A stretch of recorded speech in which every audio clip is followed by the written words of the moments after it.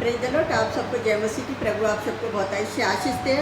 तो आइए हम आज का जो परमेश्वर के जीवित वचन को देखेंगे कि आज का वचन है मरकुस 6:14 और आज का जो टॉपिक है यूहन्ना बपतिस्मा देने वाले की हत्या। तो आज इस वचन को कोई पढ़ेगा। हेरोदेस राजा ने भी उसकी चर्चा सुनी क्योंकि उसका नाम फैल गया था और उसने कहा, यूहन्ना बपतिस्मा देने वाला मरे हुओं में से जी उठा है, इसीलिए उससे ये सामर्थ के काम प्रकट होते हैं। हालेलुया। तो हम 15 में देखेंगे, इसी आयत के वचनों में से हम देखेंगे किस तरह से परमेश्वर हमसे वचनों के द्वारा बातचीत करते हैं। अन्य लोगों ने कहा ये एलिया है, परंतु कुछ अन्यों ने कहा भविष्यवक्ता है या भविष्यवक्ताओं में से किसी एक के समान है। हेरोदेस ने यह बात सुनकर कि यूहन्ना का सर तो मैंने कटवाया था और वही जी उठा है। 17 में देखेंगे, हेरोदेस ने अपने भाई फिलिप्पोस की पत्नी हेरोदिया के कारण जिससे वह विवाह कर लिया था, लोगों को भेजकर यूहन्ना को पकड़वा कर बंदी गृह में डाल दिया। 18 में देखेंगे, क्योंकि यूहन्ना ने हेरोदिया से कहा अपने भाई की पत्नी को रखना तुझे उचित नहीं, इसलिए हेरोदिया ने उससे बैर रखती थी और यह चाहती थी कि वह उसे मरवा डाले। हालेलुया। और लेकिन हेरोदेस जो राजा था वो पता है क्या था, वो धर्मी था और वो उसे यूहन्ना को पवित्र जन जान कर क्या करता था कि ये धर्मी और पवित्र पुरुष है और उससे डरता था और वह उसे बचाए रखता था। लेकिन उसका एक समय ऐसा आ गया था कि पता है क्या है कि उसका जन्मदिन आया और जन्मदिन में पता है उसने क्या करा कि बहुत से प्रधानों और सेनापतियों को और बड़े लोगों के लिए भोज किया। तभी हेरोदेसिया की बेटी भीतर आई और उसे नाचकर 22 में नाचकर हेरोदेस को और उसके साथ बैठने वालों को प्रसन्न किया।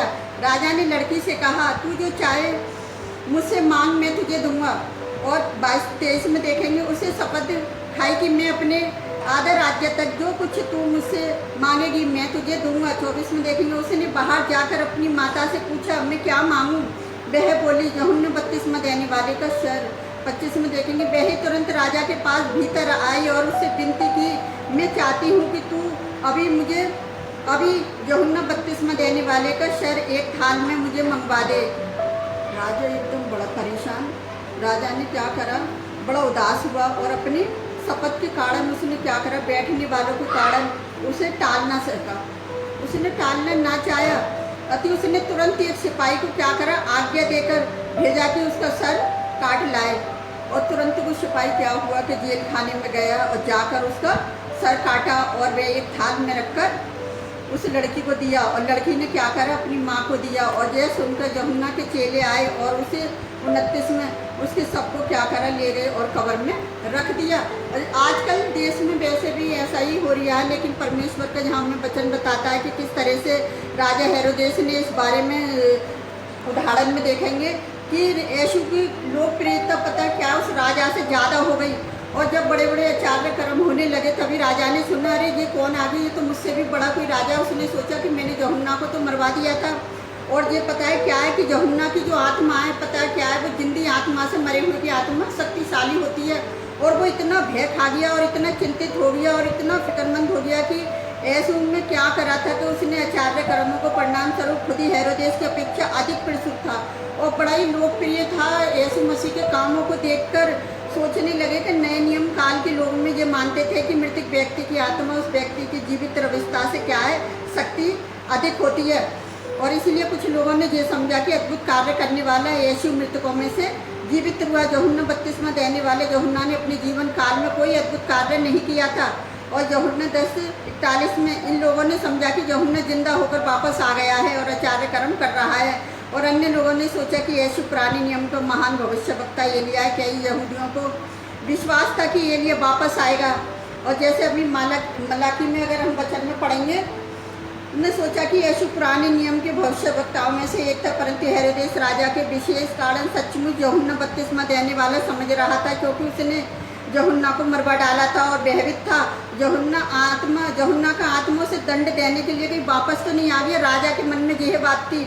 और जैसे वचन में लिखा है, दुष्ट लोग जब कोई पीछा नहीं करता तो पता है क्या है, भागते हैं। नीति वचन 28:1 में।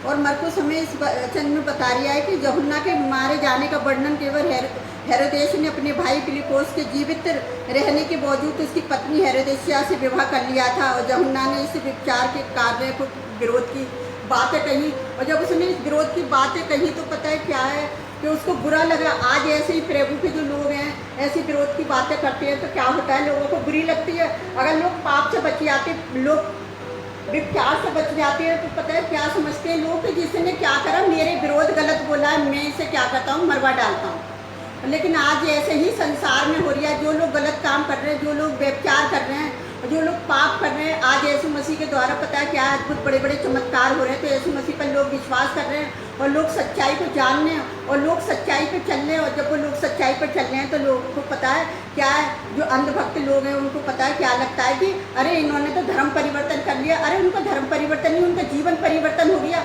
आज उनका जीवन परिवर्तन हुआ, कल उनके बच्चों का जीवन बदलेगा। उनके बच्चे व्यभिचार से, पाप से, हत्या से, बीमारी से, परेशानी से क्या करेगा, परमेश्वर उनको बचाएगा।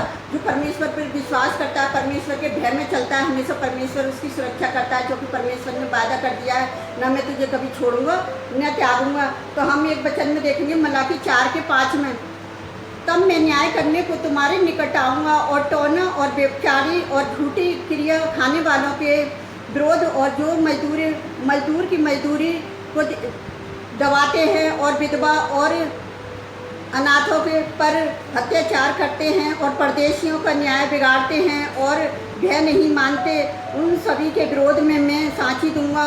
और सेनाओं की यहोवा का यही वचन है। तो परमेश्वर का यही वचन है और इस वचन के अनुसार आज परमेश्वर के कार्य को लोग कर रहे हैं। तो पता है क्या हो रहा है कि लोगों को चिड़न हो रही है। चिड़न किसको हो रही है? जो बैरी है, जो यीशु मसीह ने कही थी कि ये लोग पहले मुझसे बैर करते थे, अब जो तुम सभी बैर करेंगे।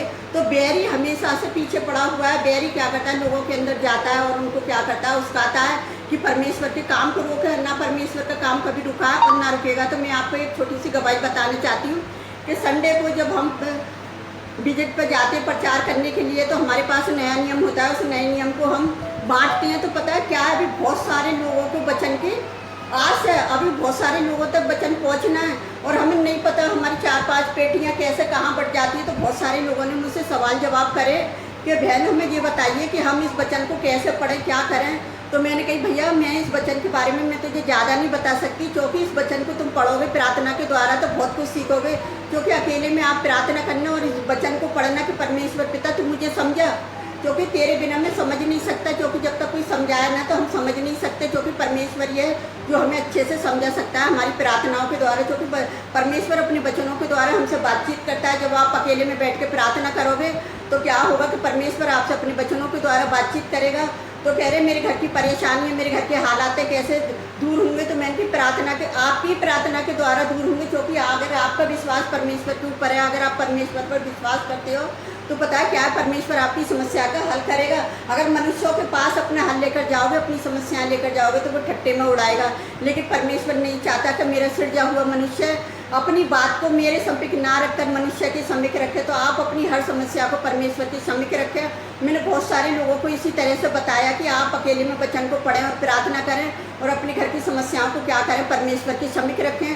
क्योंकि एक परमेश्वर ही है जो आपकी विश्वास की प्रार्थना के द्वारा क्या करेगा।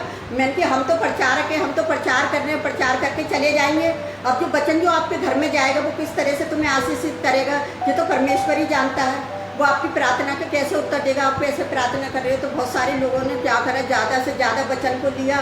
और वचन की मैं बता रही हूँ कि अभी संसार में इतनी ज़रूरत है कि हम आगे दिल्ली तक अभी वचन नहीं पहुँचा पाए।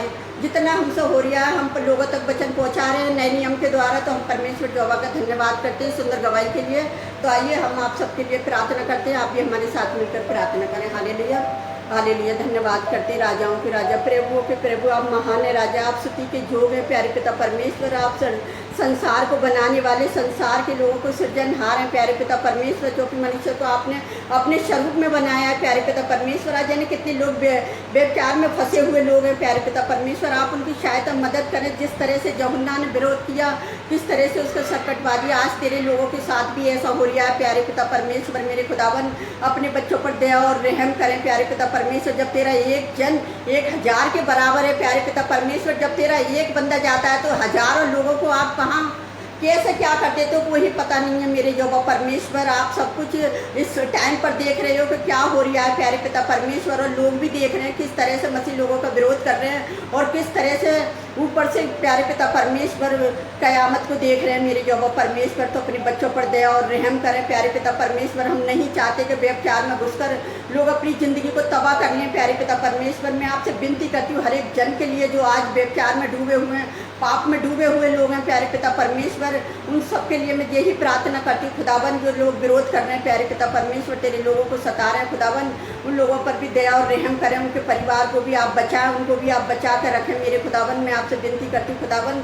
आज जाने कितने लोग हैं जो कैंसर की बीमारी से पीड़ित हैं प्यारे पिता परमेश्वर, आप उन्हें छुएं और चंगाई दें। जो पैरालिस बीमारी से प्यारे पिता परमेश्वर जो चल फिर नहीं सकते खुदावन, आप उन्हें भी छुएं और चंगाई दें। कितने लोग घरों में अनेक प्रकार की बीमारियों से परेशान है प्यारे पिता परमेश्वर, आप उन्हें भी छुए और चंगाई दें कि हमारे यीशु मसीह का लहू बहाना कूड़े खाना व्यर्थ न जाए प्यारे पिता परमेश्वर। वो यीशु नासरी के नाम से आपसे प्रार्थना करें और उनकी बीमारी जाती रहे प्यारे पिता परमेश्वर। उनके विश्वास के द्वारा खुदावन आप उनकी प्रार्थनाओं का जवाब दिए मेरे यहोवा परमेश्वर। जिन्हें सरकारी जॉब की ज़रूरत है प्यारे पिता परमेश्वर, आप उन्हें जॉब देकर ब्लेस करें मेरे खुदावन। जो ना संतान है उन्हें संतान देकर ब्लेस करें पिता।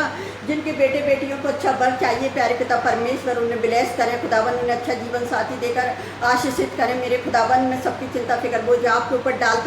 जितने लोग हमारी वीडियो से बढ़ रहे हैं प्यारे पिता परमेश्वर, उन लोगों को भी आप आशीषित करना, उन्हें ब्लेस करना पिता, कि वो ज़्यादा से ज़्यादा वचन तक आप लोगों तक पहुंच सके प्यारे पिता परमेश्वर। और हमारी वीडियो को लाइक कमेंट सब्सक्राइबर करें खुदावन, कि आपका वचन ज़्यादा से ज़्यादा लोगों तक पहुंच सके प्यारे पिता परमेश्वर। और हम आपसे क्या मांगे मेरे खुदावन, मेरे सेनाओं के यहोवा परमेश्वर, आप तो हमारे मांगने से पहले ही जानते हैं। हमने सबकी समस्या आपके सम्मुख रख दी है प्यारे पिता परमेश्वर। और मैं आपसे विनती करती हूँ कि जन की प्रार्थनाओं को आप सुनना और कबूल करना मेरे खुदावन। आपने हमारी छोटी सी प्रार्थना को सुना और कबूल किया, उसके लिए धन्यवाद करते पिता। हम जो भी मांगते हैं यीशु नासरी के नाम पर, आमीन।